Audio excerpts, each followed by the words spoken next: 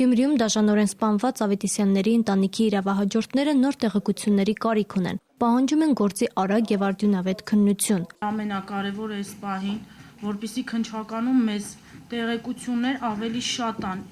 Կարևոր չի լրատվամիջոցները դա կհրապարակեն, թե չէ։ Ինձի ամենակարևորը մենակ այդ հետաքրքրում, որ ինձ ավելի շատ տեղեկատվություն տան, որովհետև ես ամեն օր պարկել քնելուց մտածում եմ, որ ինձ կզանգեն ու ինչ-որ բան կասեն, ոչ մեկ չի զանգում,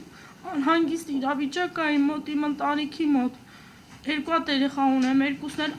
հենց տենում են, որ լացում եմ, ասում են խես լացում, մամա խես տխուր, իրանք չգիտեմ ոչ մի բան, ուղղակի խնդրում եմ ես, շատ եմ խնդրում, թե ինչ-որ մի բան կա, կանչեք ինձ անհատական ասեք, ես ոչ մեկի չեմ ասող, ես իմանամ, որ ես հանգիստ ունեմ, իմ երեխեքն էլ չտանջվեն իմ հետ։ Ամեն դեպքում քննության ընթացքից չեն դժգոհում։ Տուժողների իրավահաջորդների շահերը պաշտպանող փաստաբան Երեմ Սարգսյանը նշեց, որ օրենքով սահմանված կարգով տեղեկություններ ցանկացած պահի կարող են ստանալ եւ պահանջը հետեւյալում է, որպեսզի առավել մաքսիմալ արագ քննություն իրականացվի, որովհետեւ եթե ասենք որոշ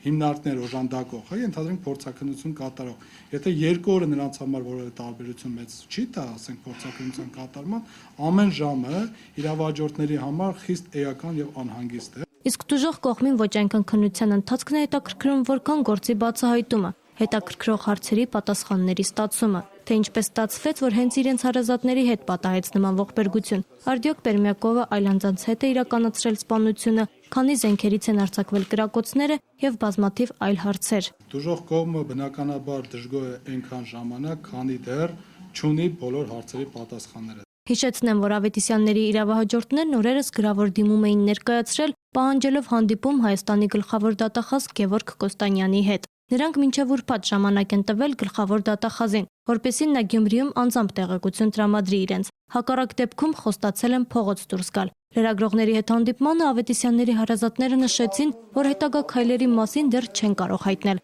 քանի որ այսօր երեկոյան պետք է մյուս իրավահաջորդների հետ հանդիպեն եւ քննարկեն իրենց անելիքը։ Ինչ վերաբերում է փաստաբան Երեմ Սարգսյանի հասցեին օրերս Ավետիսյանների մի քանի իրավահաջորդների հնչեցրած դժգոհություններին, այսօր հանդիպմանը եկածներն ասացին, որ իրենք որևէ դժգոհություն չունեն։